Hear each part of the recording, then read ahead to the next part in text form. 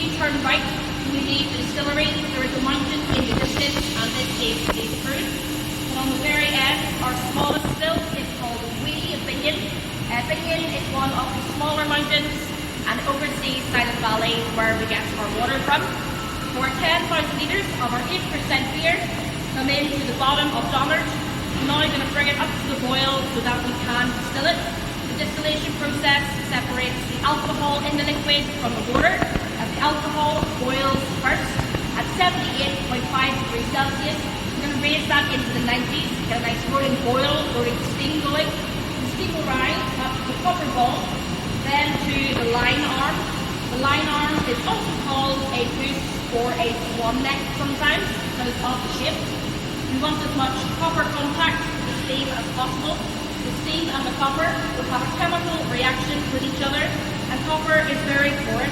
It will essentially strip out impurities in the steam, such as copper sulfate. The steam that makes it to the top of the line arm then reaches our condensation column. The column is packed tight, smaller copper pipes.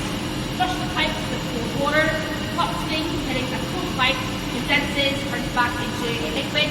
The liquid we have now will be 23% ABV. We've had a nice jump from 8% to 23%. Our liquid is now called a no wine. We've also lost around half of the volume. We're down to 5,000 litres now. This is why our stills will get smaller as we go along. Distillation number 1 takes approximately 10 hours. Then it's time for distillation number 2, and that will happen in crude.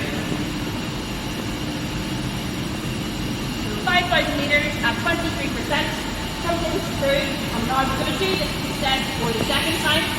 The alcohols that come off our second distillation are now separated into 3 sections: the heads, the hearts, and the tails. The distillers will separate the alcohols depending on the temperature point they are collected at.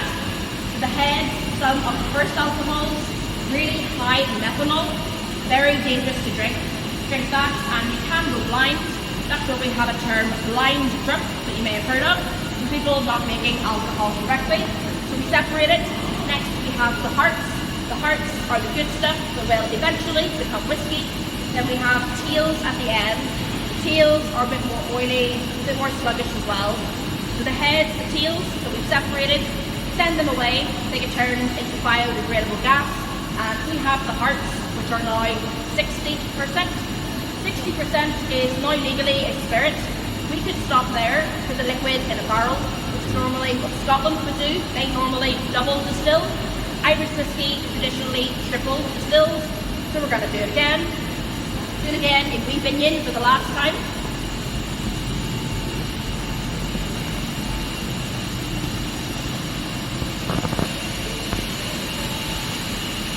So pure process for the third and final time. Take away the last purity heads and tails. The hearts coming from Binion are now 80%. 80% is absolutely rocket fuel.